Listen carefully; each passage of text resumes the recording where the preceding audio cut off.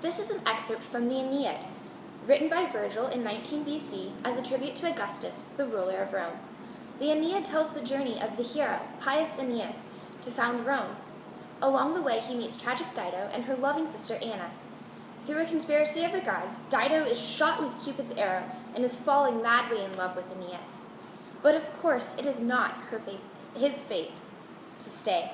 He must go and complete his quest. Most well known is the end of Dido's story, suicide, because her beloved Aeneas must continue his quest without her.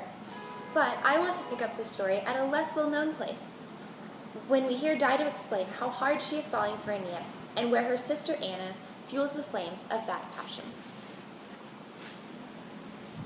But the queen had long since been suffering from love's deadly wound, feeding it with her blood and being consumed by its hidden fire. Again and again there rushed into her mind thoughts of the great valor of the man and the high glories of his line. His features and the words he had spoken had pierced her heart, and love gave her body no peace or rest. The next day's dawn was beginning to traverse the sky with the lamp of Phoebus' sunlight, and had moved the darkness from the sky, when she spoke these words from the depths of her affliction to her loved and loving sister. "Oh, Anna, what fearful dreams I have as I lie here between sleeping and waking. What a man is this who has just come as a stranger into our house? What a look on his face! What a courageous heart! What a warrior! I do believe, and I am sure it is true, that he is descended from the gods. If there is any baseness in a man, it shows his cowardice. But oh, how cruelly he has been hounded by the fates! And did you hear him tell what a bitter cup of war he has to drain?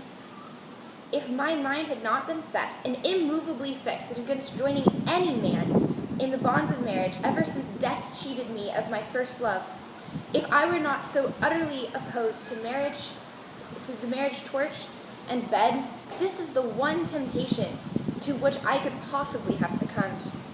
I will admit, Hannah, ever since the death of my poor husband, since my own brother spilt his blood and polluted the gods of our home, this is the only man who has stirred my feelings and moved my mind to waver.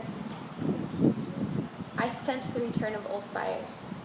But I would pray that the earth open to its depths and swallow me, or that the all-powerful Father of the gods blast me with his thunderbolt and hurl me to the pale shades of Erebus and its bottomless night, before I go against my conscience and rescind its laws. The man who first joined himself to me has carried away all my love. He shall keep it for himself, safe in his grave."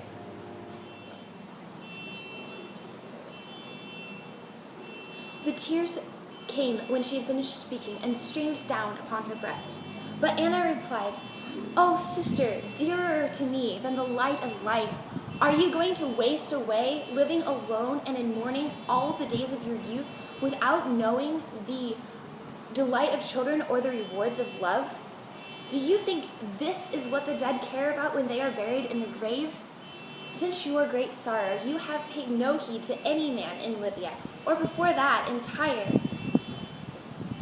You have rejected Iarbas and other chiefs bred in Africa, this rich home of triumphant warriors. Will you now resist even a love your heart accepts? Have you forgotten what sort of people these are in whose land you have settled?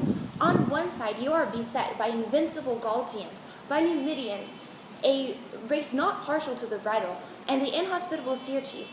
On the other, waterless desert and fierce raiders from Barca. I do not need to remind you of the war being waged against you in Tyre, and your brother's threats. I, for my part, believe it is with the blessing of the gods and the favor of Juno that the Trojans' ships have held their course here through the winds. Just think, oh my sister, what a city and what a kingdom you will see rising here if you are married to such a man. To what a pinnacle of glory will Carthage be raised, with Trojans marching at our side? You need only ask the blessing of the gods and prevail upon them with sacrifices. Indulge your guest. Stitch together some reason to keep him here while stormy seas and the downpours of Orion are exhausting their fury, while his ships are in pieces, and It is no sky to sail under." With these words, Anna lit a fire of wild love in her sister's heart. Where there had been doubt, she gave hope, and Dido's conscience was overcome.